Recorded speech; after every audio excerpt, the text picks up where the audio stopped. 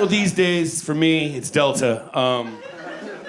Mostly it's because when I fly there, they call me a sky priority. And I like the sound of that. At first, it's too much. You're like, sky priority? Please, I'm a regular citizen like everyone else.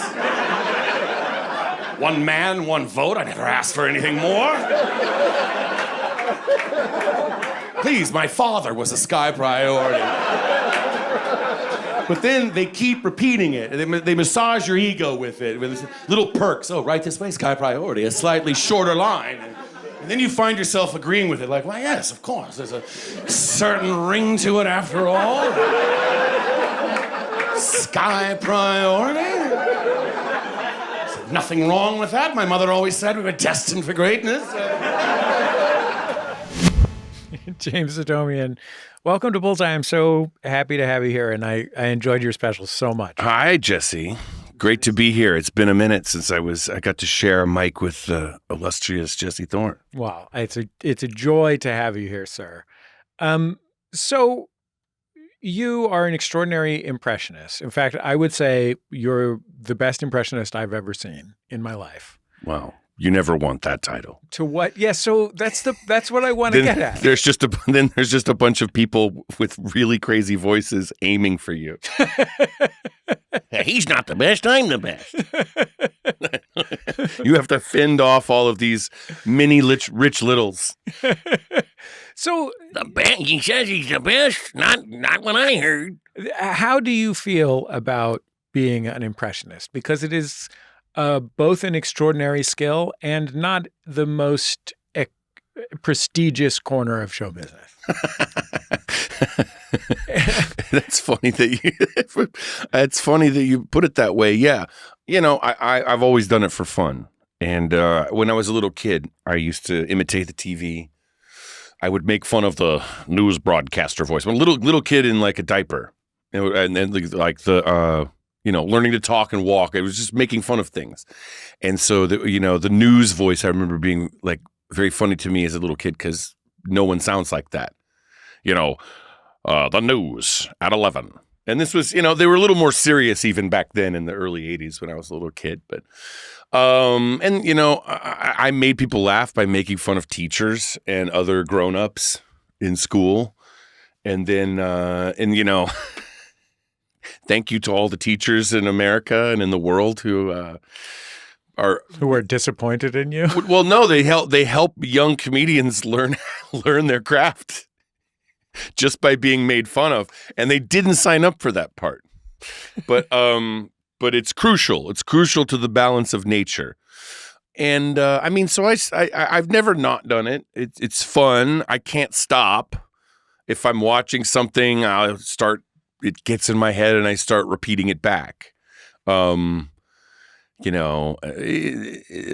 figure being interviewed on TV or whatever. And I do most of my TV watching in hotel rooms and planes. So I actually kind of look forward to those times because I'll watch dumber things than I normally would. Or I should, it's not prestige television. I'm just catching up with the basic TV of America.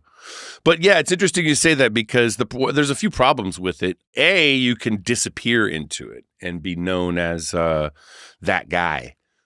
Well, especially when the premise often for that kind of performer is just take a pretty straight impression of someone, just put it in an unlikely context. Yes, and there's no way around that. I do that some too, but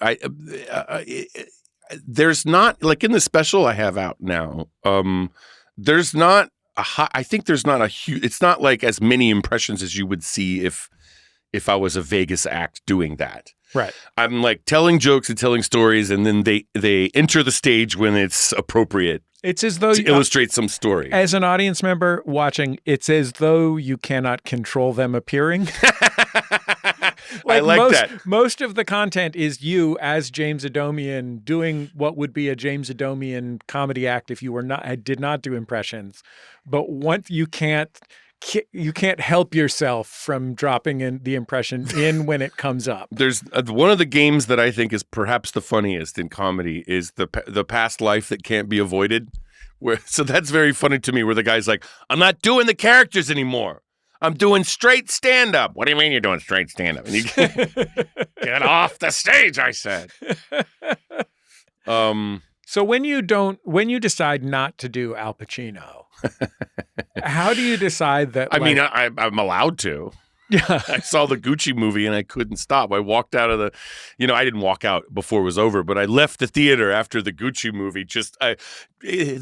Every scene he's in, it's just Gucci, Gucci goo, Gucci gaga.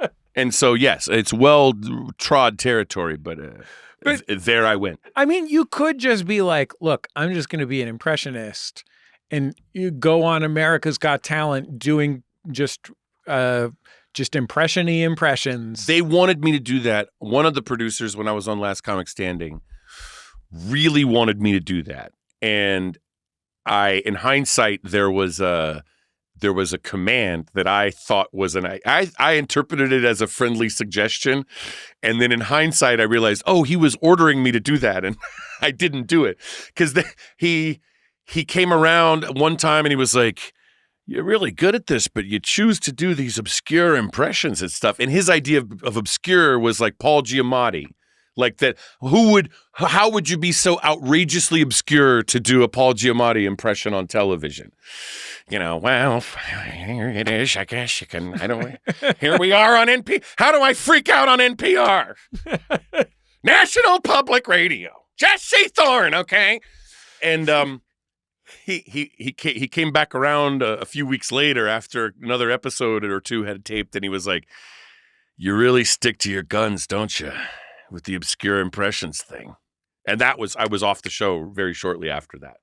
And I realized he wasn't wrong. He was trying to put me down a path that was proven of an impressionist that does, the guys, the Jack Nicholson. And there's another thing too I don't like about that is that some of it is lifted from other performers and it's kind of tolerated and expected, where kind of everybody's Jack Nicholson starts to be the same thing, and Christopher Walken, and I don't mind it. It makes me laugh. It's just not what I want to spend my time doing. Is something that someone else has done, basically. So I do kind of look for things where it's like nobody's gonna find this, and I come up with things like Paul Giamatti or Slavoj Žižek. Sooner or later, someone's gonna take it from me, but for now, it's like I'm doing Slavoj Žižek. Right now, let's be honest. My God, the crisis. This maximum fun is the concept they have here with Jesse Thorn. And this, it's a thorny issue itself, but let's unpack this concept of maximum fun. Sincerely, the highest profile work you are doing at this time is performing as the My Pillow guy on late night television. Yeah, now that hits because he was a TV personality up until very recently. It speaks to your passion for the detritus of television culture. There's a big bar rescue chunk on this special. Yep.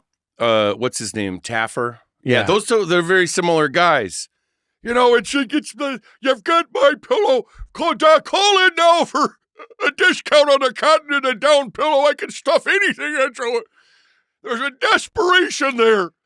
And then there's the bar rescue guy who's always, I'm loud, I'm loud, but I'm not vulnerable. You're the one that needs to pick up the pace. Close it. That's interesting you bring up because I made a conscious effort with this special to, and I like that, the detritus of television. There's things that I don't like that I make fun of.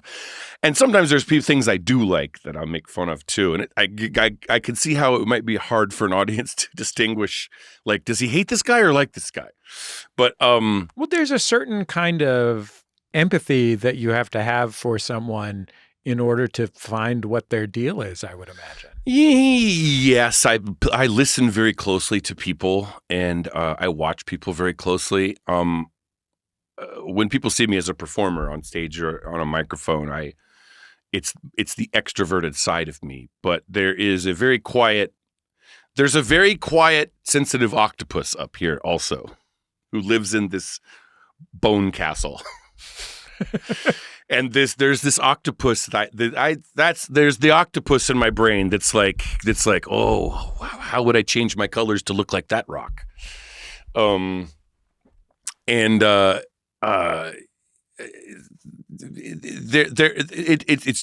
a lot of deep listening is what I would say. There's a lot of deep listening and careful observation. But I also don't do too much of it. I don't like to over rehearse. I don't do the big homework. I hear people going like, to learn it, I bought the costume and I put the makeup on and I sleep in it and I watch the interview with Carson over and over and over. And I'm like, I don't do any of that. It's not fun. It's not interesting. I would rather be funny and I would rather be funny than accurate. And I would rather have a good time myself than obsess about something. Unless I was hired to do something specifically. And I have done the crash course research to get something down, like an impression that I was hired to do. But when I'm doing my own act and coming up with things at my own pace, it's much slower. One of the things that you talk about on this new special is being Armenian.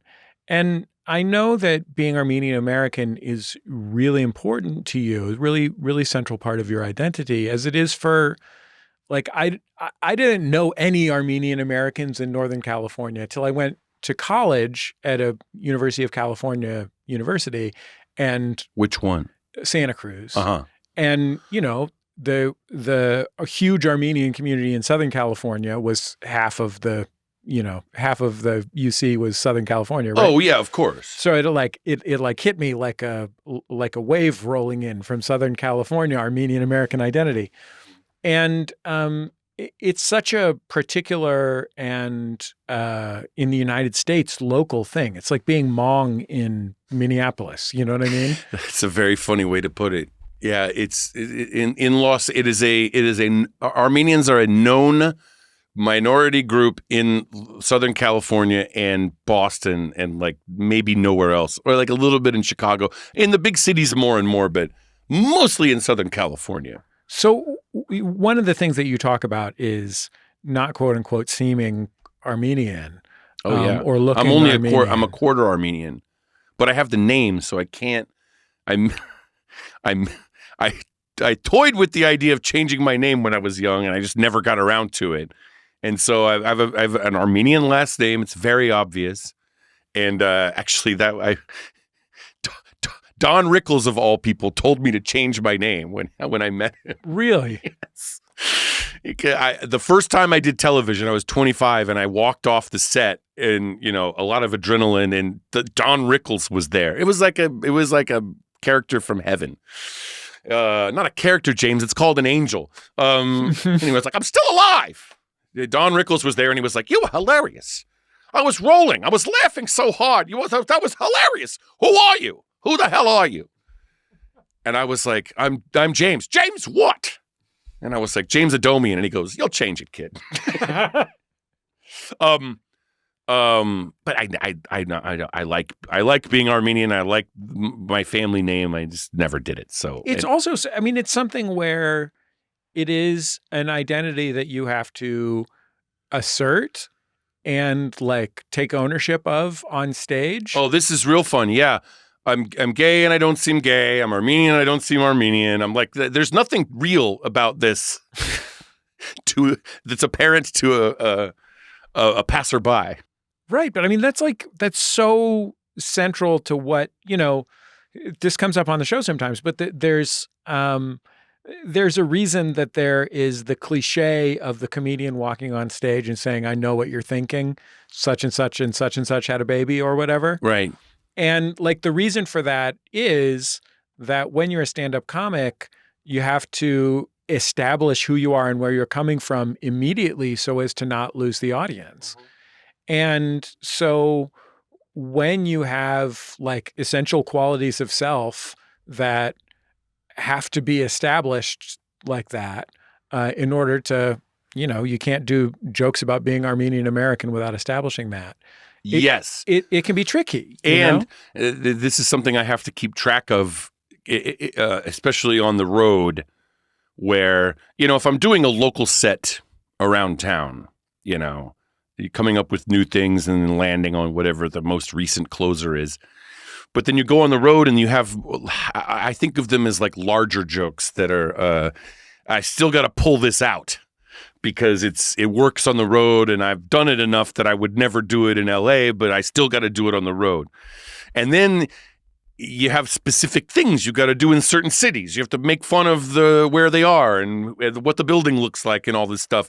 And then I have to keep track of like, okay, I got to make I can't make a gay joke until I've told them that I'm gay. And if I do occasionally, I have to immediately be like, oh, by the way, I am gay. I'll get to that later. But, because otherwise, and I'll say this sometimes, it's like, I know it appears that there's just some homophobic guy up here talking about gay people, but hold that thought. I'll get to that later. But it's very tough. The same thing. It's probably even harder to talk about anything Armenian because I follow the news, the tragic news and the good news, and but no one else does. And sometimes I can do it in California. Sometimes there's Armenian people in the crowd in California. Sometimes there's not, but everybody gets it. And the Armenian American community and the Armenian diaspora in general, like one of the biggest things that they share is the kind of generational trauma of having been through a genocide early in the 20th century. Yeah, and I think that people, some groups of people have that in their recent memory and recent family evolution. And I do think I've talked to Guy Branum about this, actually. Guy Branum is Jewish and occasional guest host of this show. He is. And genius comedian. Hilarious, a good friend of mine. And we were talking about how there's with the Holocaust or the Armenian Genocide, that there's like an evolutionary choke point that is put on a group of people where those who survive, they're not all, but there's a immediate genetic favoritism towards those who were lucky, wealthy, or paranoid, or some combination of those things. And some people were lucky, some people were wealthy, and some people were like, hey, something's going to go down here. I knew it. And so the trauma gets passed down when there's a sudden, attempt to make a group of people extinct. It's very sad, and it's tough to talk about. There are happier Armenian things to talk about, and I get some of that out in the special. Some very, very limited stuff about how Armenians are loud and like playing chess. And, I say that I'm telling people that they should empathize with Armenians. Like, what do I say? I say, I get it. Americans don't care about Armenian stuff, but Americans really do love Star Wars. So, try to think of us as like, some of the good guys from Star Wars, the Wookiees, like Chewbacca. That's tough to live through too, because there's an ongoing effort to immiserate and be cruel to the Armenian people, especially in the ancestral homeland. In the Armenian highlands is the region in the eastern part of Asia Minor, south of the Caucasus, and it's ongoing. It's the same people that did the Armenian Genocide over 100 years ago are still trying to do the same thing and take the last land and get rid of the last Armenians who've clung to a part of it. And it's very, very hard to make any of that funny.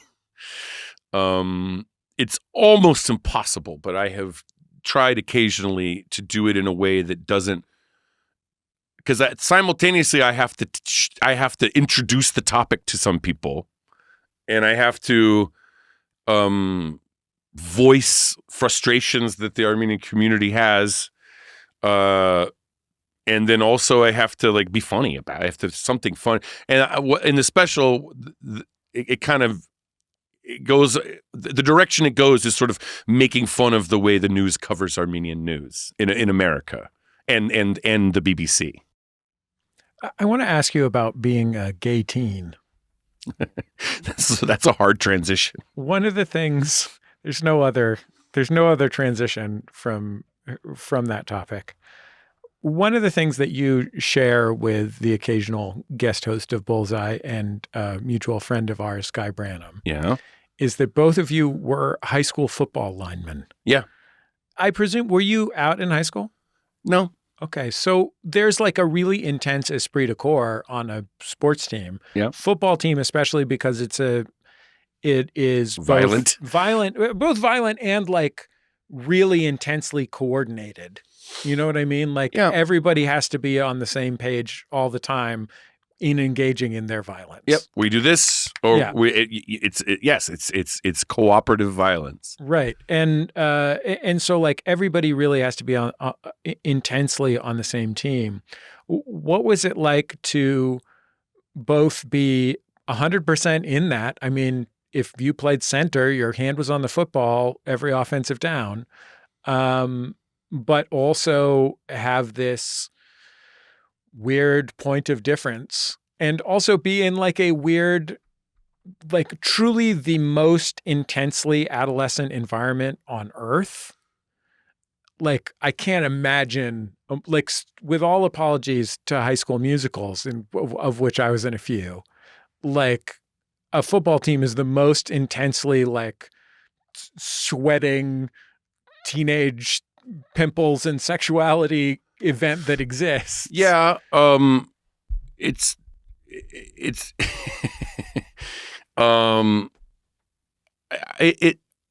I don't know how to say it.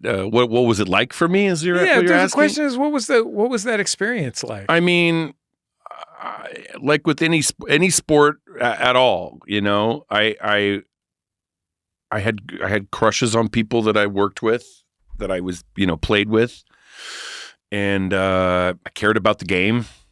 So, you know, I look back on it like anyone would look back on something that they had fun doing at a younger age. And I aged out of it. I was not good enough for college football for sure. And I realized my time would be used better for the arts and specifically comedy. But it was, I guess, I had you weren't allowed to be out of the closet. I mean, technically, legally, you could back in the 90s, but no, it was very rare.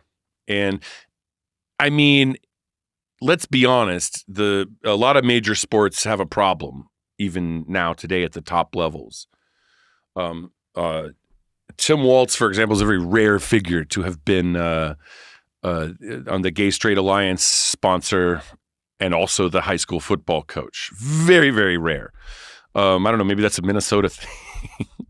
But that's the legacy of Eugene Debs. Yeah. Is football coaches who sponsor the Gay Straight Alliance. I love that. But is he from Minnesota, Eugene? Maybe he's from Wisconsin. And La Follette also was Wisconsin, maybe. The early 20th century progressives. Sorry. Okay, let's change that reference to Hubert H. Humphrey. That's the legacy of Hubert H. You swapped out a Debs for a Humphrey, a classic underhanded NPR move. Mm-hmm. So, yeah, I mean, I don't know what to say. Tough breaks. Yeah, you wouldn't let me come out, so I was in the closet. I mean, also to this day, you know, you have more and more gay-friendly stuff in public schools, but basically all the private schools are still homophobic. I mean, sure, there's exceptions, but you know, all the Catholic schools, you know, they've got a political line that they have to keep, or they are no longer a Catholic school. And at the college level, I'm not following it very closely, but I know at the professional level, there's people that were good enough to play that were. It's not a meritocracy. if you don't say the right, and we saw this with Colin Kaepernick too. It's like, oh, you're not gonna play the game that's off the field. Well, you don't get to play the game that's on the field. It's like that for a lot of things. It's not just football and it's not just sports. There's things where the best person is sometimes sidelined because they are saying something or being something that other people don't want to see or hear. I want to ask you one thing, which is impressions are like an old-timey show business thing. And you had this experience that I'm just going to have you tell me about. Which was opening for one of the greatest old-timey show business performers of all time, Joan Rivers. Yeah. She had seen a tape of mine and liked it, or seen some clip of mine and liked it enough to ask me to open for her. And by all accounts, like, while very exploitative of those around her in certain ways, she was very with it. She was super with it, and she followed younger comedians. Yeah, and she paid attention. And if she liked somebody, she would often.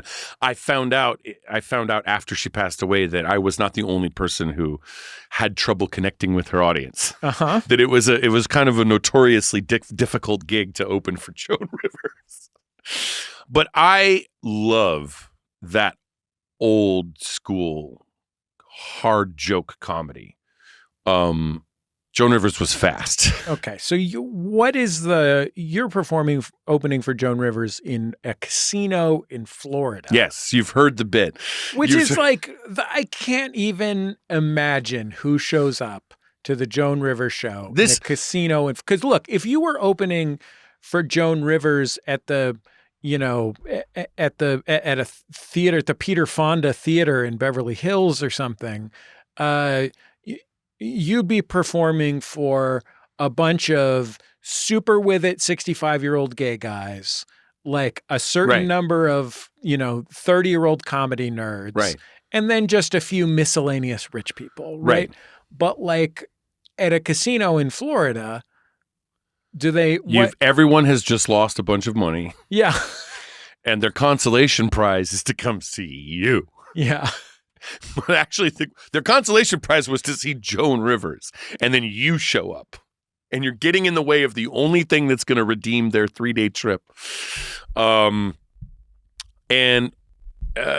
was at a casino in near the Miami area. And I bombed hard. And she was very nice, very cool. She was very funny. I do it in the story. It's on YouTube now. I found a good clip of it. I put it on YouTube, and it's also on my my album from 12 years ago, Low Hanging Fruit. It's the secret track at the end of that album. But she did a sound check for the microphone, and she was like, "Is this thing on? Turn this thing off. You know what? You're fired. You know what? I'm fired. I should never hired you." She fired herself. And then she was like, everybody be back here in 30 minutes. She fired and rehired herself as a way to test the microphone, which is like a great manufactured fake drama. And then, but like, it was clearly all a joke. And then, showtime happened. The audience poured in. They were very old. They were there to see Joan. And then I came out, and, she did this thing where she like kicked me through the curtain, like an old vaudeville thing where it was like, make fun of the opener, slap around the sidekick kind of thing. So she kicked me through the curtain into the spotlight as like a look at this idiot, and she goes, "He's the best in his price range. James, get out there." And that's funny. It's really But funny. then they took it at face value and they were like, it must mean he's not good, huh?